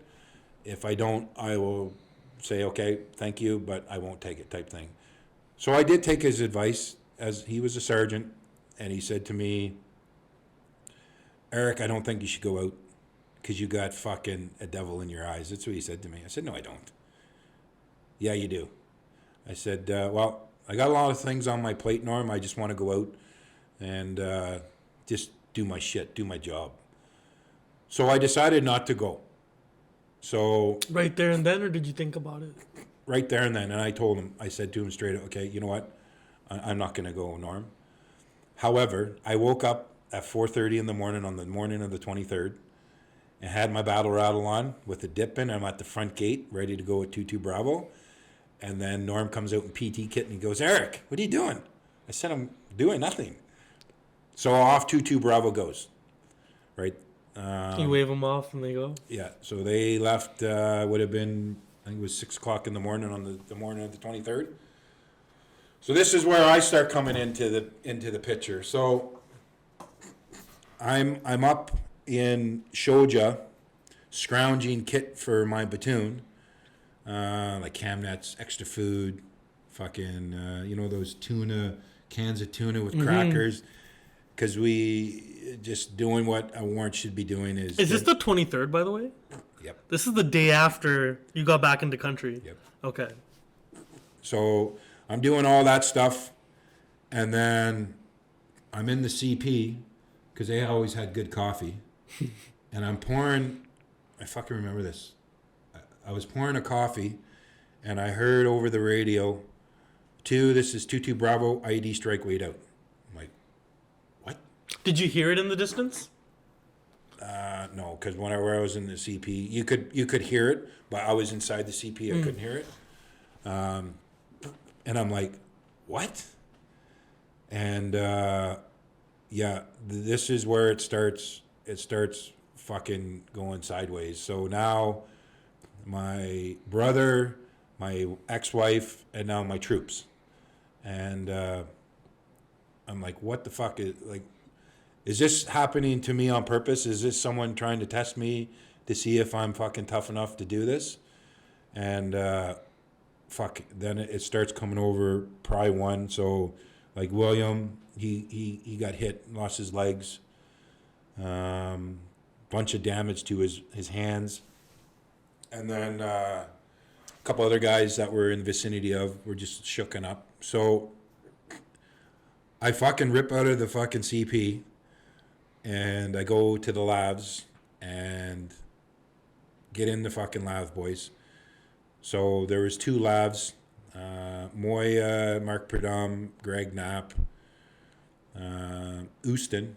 You know Houston? Houston's in here, in this battalion. James Houston, yeah. So I'm going back. We're going back to the camp because I'm going to Fatula. So this is a day after I get back. I get back to the camp. Keeble was a platoon commander, my platoon commander. He's up in the CP. And I'm like, I'm going out to Fatula. I'm taking these boats with me. I'll be back in about an hour. He's like, warrant. I'm like, I'm out of here. So I fucking leave. We take off out of Shoja, and we're about 800 meters south of where William and all that stuff happened with the IED, and I'm on the radio. I'm like, okay, everybody stop. I'll do the fucking 5s and 20s. I can get out of the vehicle, just jump down and fucking look around. And there's a wadi, and on the other side of wadi, there's a pair of boots and a shovel, which means someone's probably fucking digging. And I'm like, fuck it. So I grabbed the stretcher off the lab. I put it across the wadi. Let's go, boys. So there was me, Acton, and Lecky, and Moya. We went about 800 meters, about 700 meters. And then the Black Hawk is coming in, and they're loading up William and Brown Dog in there. And yeah, like we get in there, and obviously the atmosphere, like it was crazy, right? Like 22 Bravo just seen one of their dudes. He was in and out. He was consciousness. He was yelling index. He's gonna die. And just the effects of just all of that. So at that point in time, EOD was there. There was more engineers there. CIMIC was there. So we get in there, and I just went to JP, and obviously JP, I don't know if you know him, JP Christensen. He is great for morale. And he's out now, correct? He's an an cop OPP now? officer. Yeah. I go up to him, I'm like, hey man, this is your show. If you need me, I'm on the south side of the cordon. Because we had a perimeter up because we had to go retrieve a lot of the kit. And plus, there was more threats of more IEDs. So we're on the south side of the cordon. I'm there with Pete McLean and Ed Turner. Right? I don't know if you know those two lads. So they're Pete's Mass Corp. He's down in Gagetown. Ed's, he's the one that did the mural in the drill hall. Oh, no way. The battle honors. Yeah. So we're heading out on the south side of the cordon, and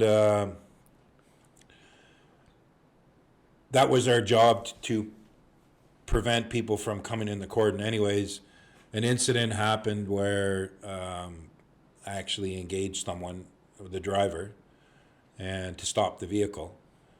And Ed Turner and Pete were there with me. And anyways, long story short, the vehicle stopped. And there was two lads that got out of the vehicle, and they're yelling a bunch of shit at me. And Wally, my interpreter, I'm like, well, what the fuck they just say? They just said they know who you are. That's what he said to me. And I'm like, yeah, fuck you, whatever. And the guy that was the driver, they get him out of the vehicle, they put him in the back. And the two guys that were grabbing their beards, they go into a mud hut, and two other guys come out all in black. Right, and they're looking at me, and they do a UE, and off they go, and they bring the driver to Shoja to see our medics.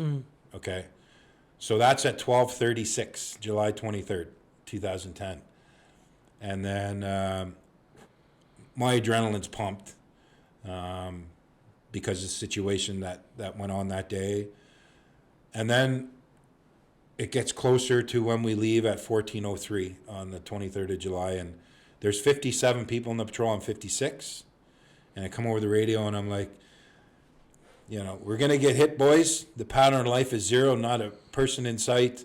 Even the goats and the wildlife is not around. Like there's nobody, no zero. living thing. Zero, right? So. And then for anybody listening right now, that's typically a bad sign. Yeah, because generally, if there was going to be any type of action, the Taliban would warn off the elders, and the elders would let their people know, okay, don't go in there because something's going to happen.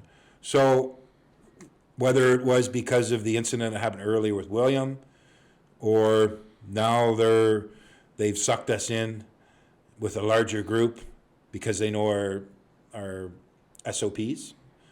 So anyways, I'm telling the guys, spacing 5 to 7 meters, stay alert, stay alive, don't be complacent. And everybody starts getting up, and I'm looking, and I see across the desert floor, beautiful spacing, 5 to 7 meter spacing, looks fucking great.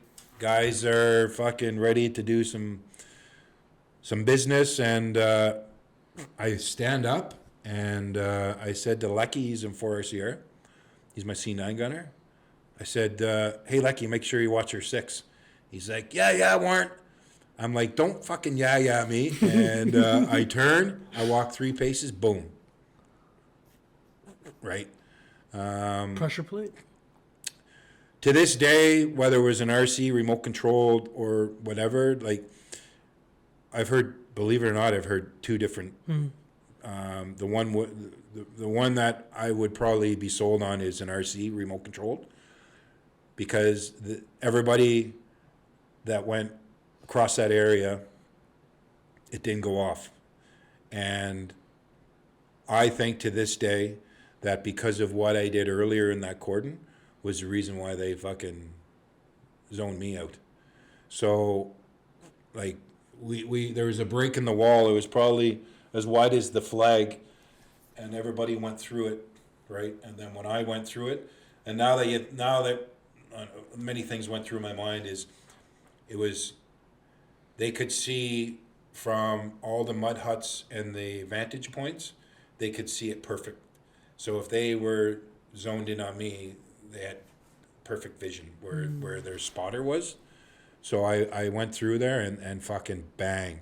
And I can break it down in 5 seconds, man. Like, the first 2 seconds, I thought I was blind because the chew went out of my mouth and went in my eyes. It bruised my bag, so I thought I had no nuts. And my feet, it was numb and they were burning. So I'm like, fuck, I got no feet, balls, and I'm blind. Who's gonna love me now?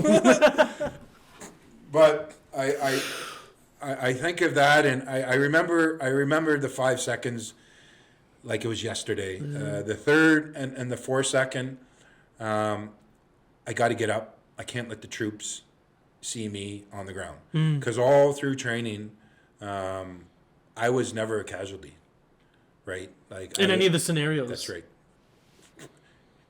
Because I wanted my troops to hone their skills, to make them better.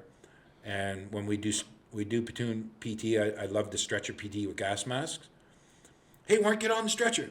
What fuck getting on the stretcher? Warrant never gets on the stretcher. So I'd be there fucking carrying like Steph Tremblay. You know Steph Tremblay? Oh, yeah. So we'd be going up an RCD hill with fucking stretchers and gas masks on and just doing all that stuff. But then, now it's me. And I remember the 5th second, I got to get up and I got to fight. Just the warrior in me, regardless on how I was feeling.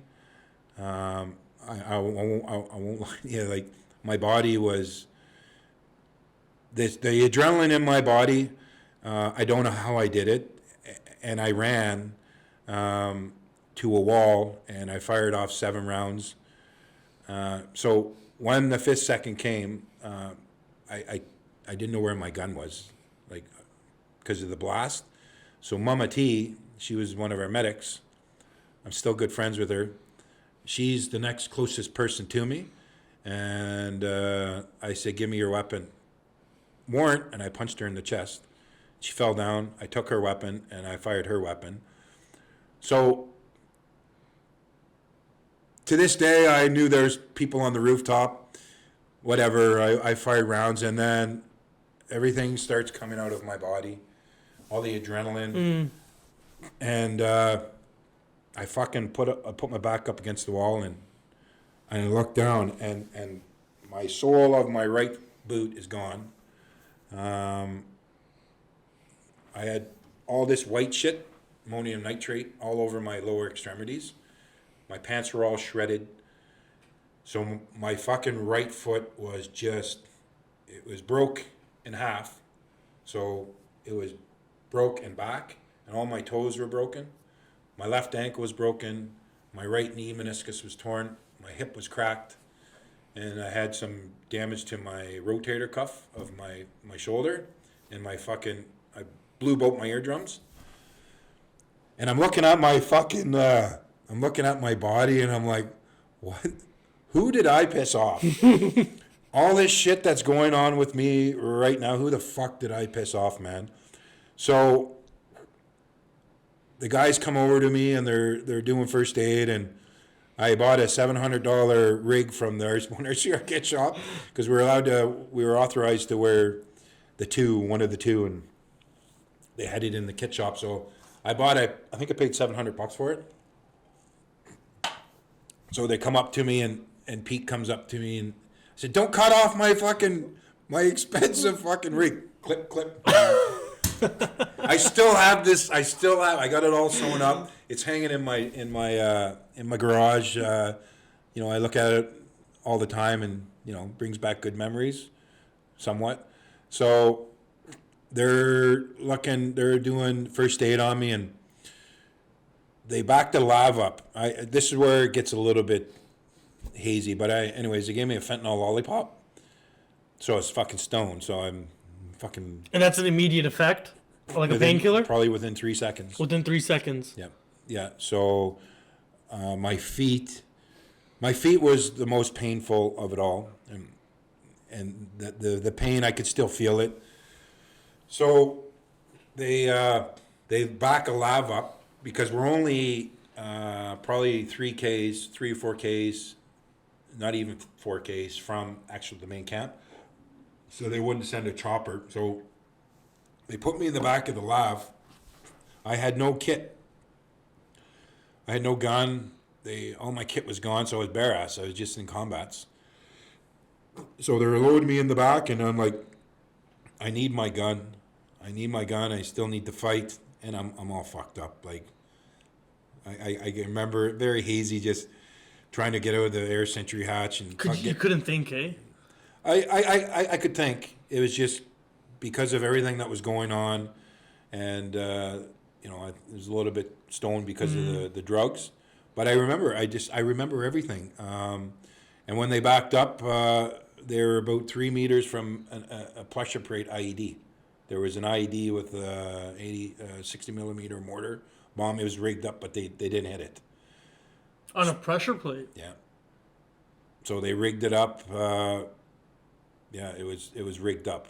Only reason I found out this because Drew Hebert, he was my engineer. He's the one that told me this. I don't remember it. So they load me in the lav, and it was probably the scariest, probably 10 minutes of my entire human life.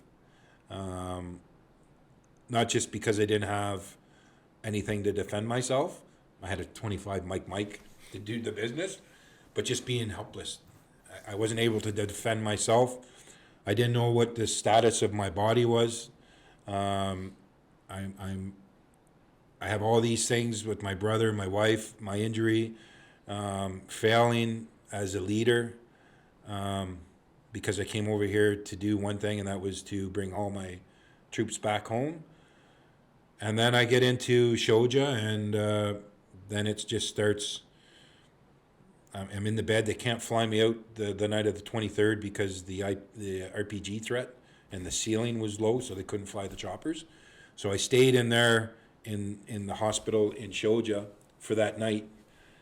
And then, dark stupid, it would have been fucking 4:30 in the morning. On the 24th, a Black Hawk comes in, and they load me up. My whole platoon's there.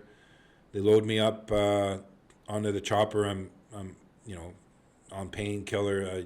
It gets a little blurred. But I do remember flying. The doors, the one door was open, and the wind was coming in through the Black Hawk, and they had a solar blanket on me, and it was smacking me in the face. Mm-hmm.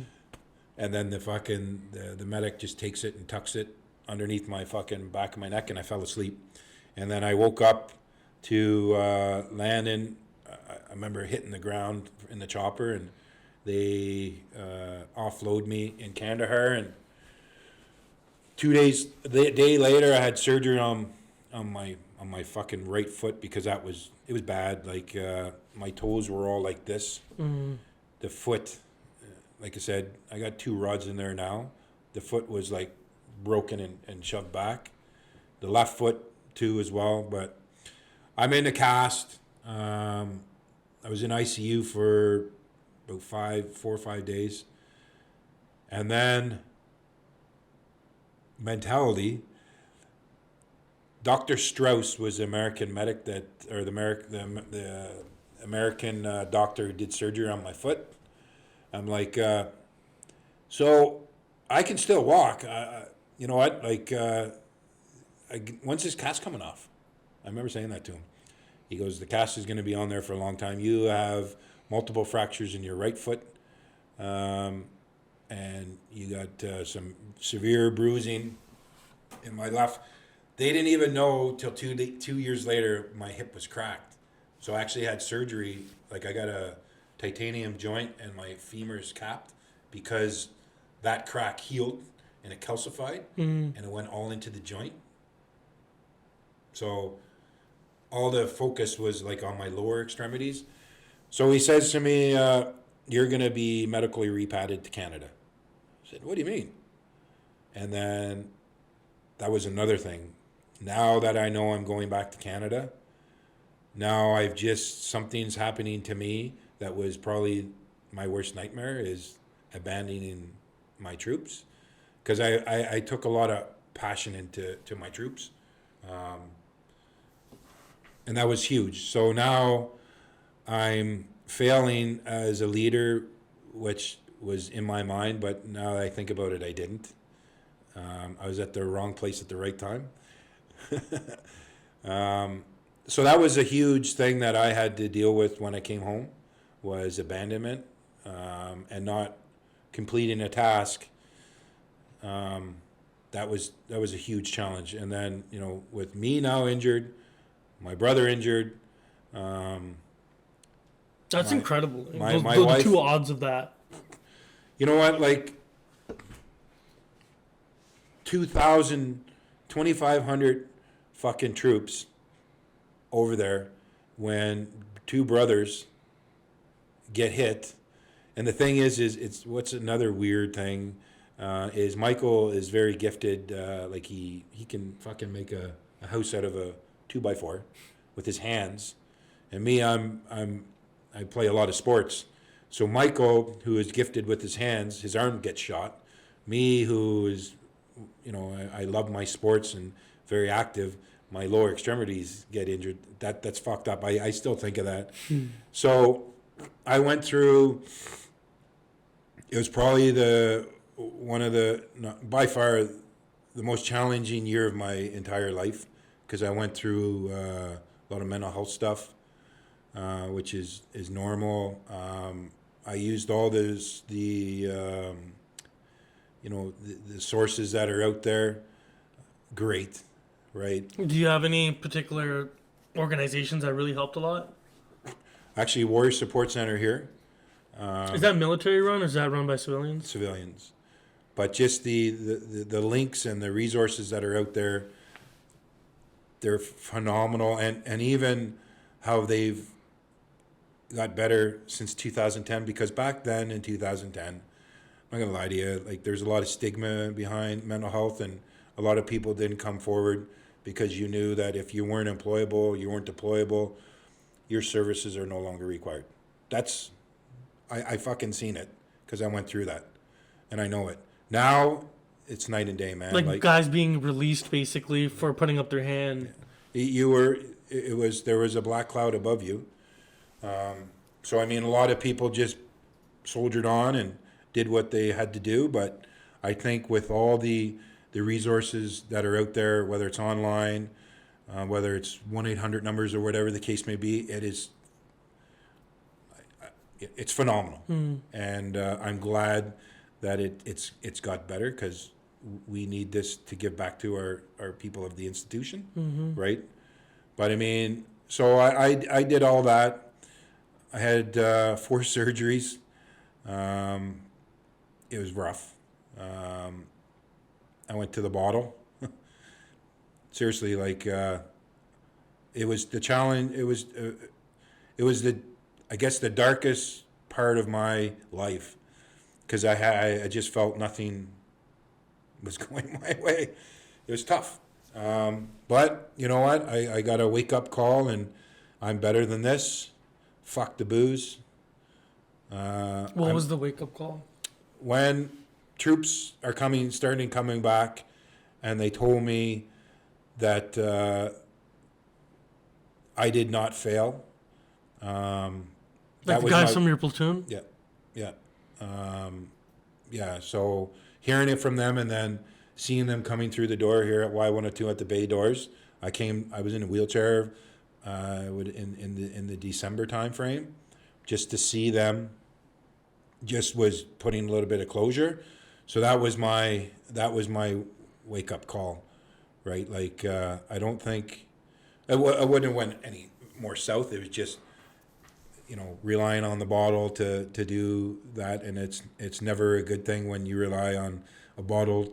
It just makes things worse, right? So they started coming back, and I started getting my surgeries, and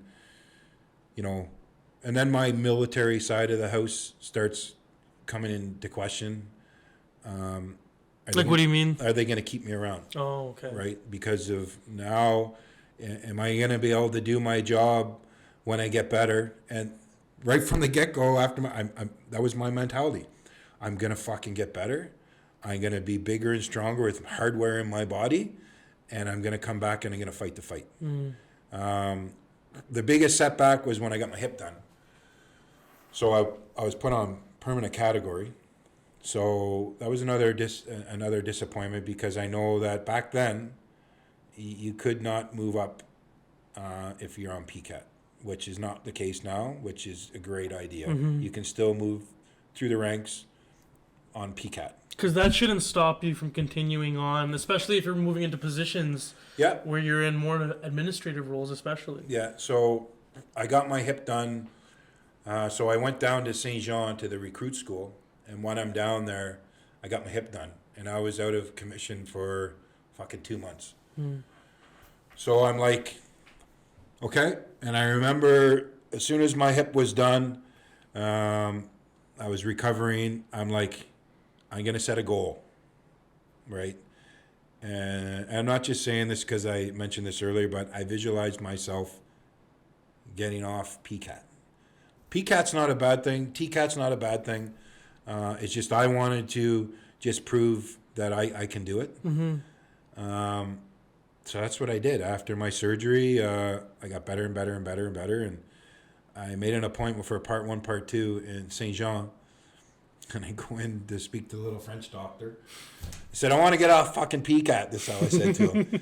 He goes, well, that's not for you to decide. I said, well, and I gave the blur of, I'm a Canadian Forces warrant officer. If I don't need to be on PCAT, I don't need to be PCAT. I can do this, I can do that. I can do BFTs, and you do fitness tests. So were you selling it? I was. I did all the things that he wanted me to do. A little bit of grimacings, whatever. And 2016, I get posted back to Petawawa. I go to CSAR as my CQ. And I'm back July 4th. I get a message from Mama T, my medic, that I punched in the chest. She goes, you are completely off PCAT. You're fit full duties. And I'm like, wow. Was she involved with your recovery? Yeah. Yes, she was. I would confide in her. Yeah. Like, was she there as a part of the counseling? No. I just phone her all the time. Right? As your personal support system. Yeah. So, yeah, I took the batteries out a little bit, recharged the batteries, put them back in. Like 4 years after that. So I got 2 rods in my right foot, pins in my toes. I got a metal hip, titanium cap femur. But I still got the will to fight, man. Right? So now you fast forward, and now I'm a sergeant major in this building, and moving on to bigger and better things in the summer. And yeah, so I mean, it goes to show that everybody's different. Everybody has their own ways of dealing with stuff. But I mean, it was challenging. But I look back at that now, and I don't. I'll be honest with you, man. I don't know how I did it, because I fucking look back and I'm like, holy fuck, that's a lot of stuff on the plate, but I did it, and I'm here today to tell you the story. So, As a person who's like, I probably have not even half the amount of time in the military as you do, half your age, and just hearing you share these stories about your own journey in the military, the resilience that you've developed, the things you've overcome, injuries, leading men into battle, getting them out of it. It's super inspiring to be in my position right now to hear this from you, and I don't know. I feel like super humble to be in my position to hear this. The things that you're saying, they mean a lot to soldiers who are in the infantry, and I think they just mean a lot to like people in general, having a good positive attitude. And no matter how bad the cards are stacked against you or the cards you're dealt, having that good attitude, goal-oriented, visualization, and all the other aspects of mental resiliency and how you applied them to get you from where you were to where you are now, I think is an incredible story. So thank you so much for coming today to share this stuff. There's so much to talk about, and I'm sure we could spend hours talking more. Yeah. But to bring this all full circle, like, I'm so proud. I just want to get, before you leave, to talk about the concept of role models. And do you have any role models that were in when you first joined? Do any names come to mind? Yeah, he was former RSM Haji. He passed away from cancer. I was, at the time, I was probably a master corporal. And he was my role model. He was someone that I wanted to be like. Why? Because he was a true leader. I remember one X we were doing out on the Mattawa. He was the RSM, I can't remember the CO, but, we're digging in, and the RSM is digging. He's helping dig. And RSM, as he goes out to see the battalion, he's helping dig. And I'm like, wow. Now that is someone that I want to emulate. And just a hard ticket, but just about the troops, man. So I mean, yeah, that was earlier in my career as a role model. That's who I wanted to emulate, and that's who I wanted to be like. Regardless what your rank is, you can fucking lay your tools down, and you can help out the troops. Because let's be honest, we're getting away from that to a certain degree, but I think we need to bring that back, right? And yeah, he was phenomenal leader. Yeah. So, I mean, there's a few other individuals that have sort of impacted my career along the way. But yeah, he's the one that sticks out. But I will say, Devin Lorette, who we were talking about earlier, he's another human being that I looked up for. We're a little bit different in age, but that's irrelevant. But just him and how he can do what he does, that was someone that I looked up to as well. And I mean, from when I did my Ironmans to, like I was telling you earlier, yeah, and I still look up to that human being. Mm-hmm. Yeah, so I mean, two prominent people in my military career. But yeah, it's huge. Yeah. Yeah. It is. I think the whole idea of having role models is important, whether you're a soldier or not a soldier. But being in this building, I think it's important for us to connect the more senior generation of soldiers with the junior ones, especially before the senior guys retire, or get posted and move on with life. And so I'm, again, really happy that you came on here to share, because this is what it's all about, is getting people involved into a community of royals, of grunts. Absolutely. And, connecting people with potential role models. Yeah. So thank you so much for sharing. There's not too much else left to say other than I hope one day in the future you can come back on and share some more and see where you're at in life at that point. Yeah, man. You got my number. Yeah, right on. Yeah, I appreciate this today. Yeah, thank you. I had a great time listening to your story. Yeah. Like, again, I'm sure there's so much more to talk about, but thank you. Okay. Right on. Right on. Awesome. Connor, that's it, buddy. Right on. Thank you so much, sir. Fuck. It's fucking 3:30. Are we recording still? Yeah. Oh, okay. We can edit the part. Okay. It's fucking 3:30. Yeah. What time is Hammy here? He's going to be here.